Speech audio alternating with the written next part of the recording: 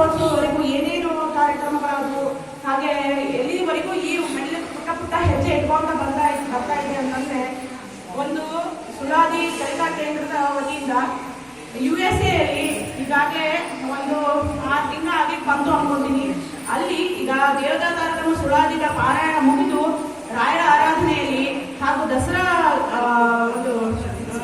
ದಸರಾದಲ್ಲಿ ವೆಂಕಟೇಶ್ವರ ದೇವರ ಸುಳಾದಿಗಳನ್ನ ತಮ್ಮಲ್ಲೇ ಒಂದು ಗುರುತು ಮಾಡಿಕೊಂಡು ಅಲ್ಲಲ್ಲೇ ಒಬ್ಬರೊಬ್ಬರನ್ನ ಅವರು ಆಯ್ಕೆ ಮಾಡಿಕೊಂಡು ಸುಳಾದಿಗಳನ್ನ ಪಾರಾಯಣ ಮಾಡಿ ಬರ್ತಾ ಇದ್ದಾರೆ USA ಅಲ್ಲಿ. ಅದು ಒಂದು ಬಹಳ ಸಂತೋಷದ ಒಂದು ವಿಷಯನೇ.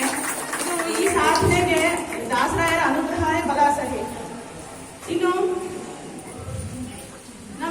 ನಮ್ಮ ಈ ಒಂದು ಸುಳಾದಿ ಕಲಿಕಾ ಕೇಂದ್ರವು ಸಣ್ಣ ಹುಡುಗರು, ಸಣ್ಣ ಮಕ್ಕಳು ಸುಮ್ಮನೆ ಕೂಡಬಾರ್ದು. ಈಗ ಜೂನಿಂದ ಏಪ್ರಿಲ್ ಮಾರ್ಚ್ ವರೆಗೂ ಸ್ಕೂಲ್ ಇರ್ತವೆ, ಅವಾಗ ನಾವು ಏನು ಮಾತಾಡ್ಲಿಕ್ಕೆ ಬರಲ್ಲ. ಈಗ ಏಪ್ರಿಲ್ ಮತ್ತು ಮೇ ಅಲ್ಲಿ ಸುಮ್ಮನೆ ಕೂಡಬಾರ್ದು ಹುಡುಗರು ಅಂತ ಹೇಳಿ ಈ ನಮ್ಮ ಸುಳಾದಿ ಪ್ರಚಾರ ಆಗ್ಬೇಕು. ಅಲ್ಲದೆ ಅಭಿನವ ಪ್ರಾಣೇಶ್ ದಾಸ ಸುಳಾದಿಗಳು ಸಣ್ಣ ಸಣ್ಣ ಮಕ್ಕಳು ಹೇಳುವಂತ ಸುಳಾದಿಗಳಿದ್ದಾವೆ. ಹಾಗಾಗಿ ಧ್ರುವ ಸುಳಾದಿ ಸಮೂಹ ಅಂತ ಹೇಳಿ ಈ ವರ್ಷವೇ ಪ್ರಾರಂಭ ಮಾಡಿದ್ದೇವೆ.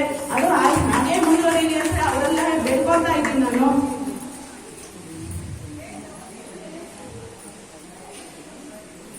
ಹಾಗೆಯೇ ಮತ್ತೊಂದು ನಮ್ಮ ಗ್ರೂಪಿನ ವಿಶೇಷತೆ ಎಂದರೆ ಪ್ರತಿ ಭಾನುವಾರದಂದು ಸಂಜೆ ನಡೆಯುವಂತಹ ಪ್ರವಚನ ಮಾಲಿಕೆ.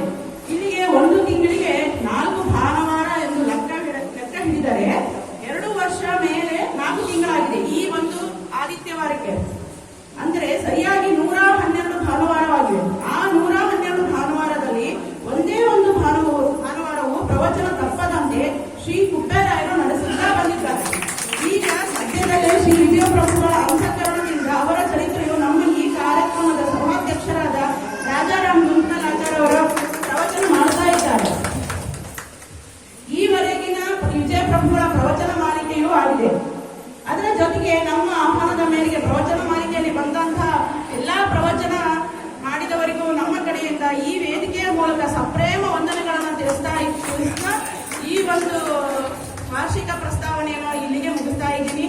ಎಲ್ಲರಿಗೂ ಧನ್ಯವಾದಗಳು ತಿಳಿಸ್ತಾ ಇದ್ದೀನಿ. ಹಾಗೆ ನಾನು ಸಣ್ಣವಳು, ನಾನು ಏನು ತಪ್ಪು ಮಾಡಿದ್ರೆ ದಯವಿಟ್ಟು ಹೊಟ್ಟೆ ಹಾಕೊಂಡು ಕ್ಷಮಿಸಬೇಕು ಅಂತ ಹೇಳಿ ಇಲ್ಲಿಗೆ ಮುಗಿಸ್ತಾ ಇದ್ದೀನಿ. ನಮಸ್ಕಾರಗಳು. ನಡೀತಾ ಇರೋದು ಹೌದೌದು.